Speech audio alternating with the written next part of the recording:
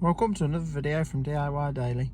Just got a short video today, just showing you a quick fix on this Vauxhall Corsa D. It's quite a common issue. Basically, it's stuck in park. Normally, you just put your foot on the brake to move it, which obviously I've got this one sorted now, so it will move. But basically, with your foot on the brake, it's just not moving out of park. It's quite a straightforward issue, fairly common problem, but there is a few things it can be. I'll just run you through the most common. All you need to do is just pull this cover up. You can just simply grip underneath it and just pry it up. It just comes attached to like the drink holder piece at the front there as well. But basically, if you just pry that up, this same fault can actually be to do with the brake pedal switch as well.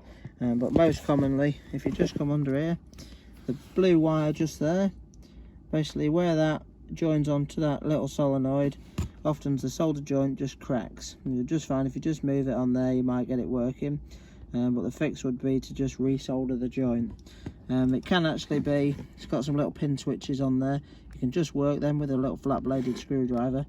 It can be the actual switch that's packed up, say that, or the brake light switch, but most commonly, I've got it quite a few times now, just that solder joint just cracks on the back of the pin switch there. So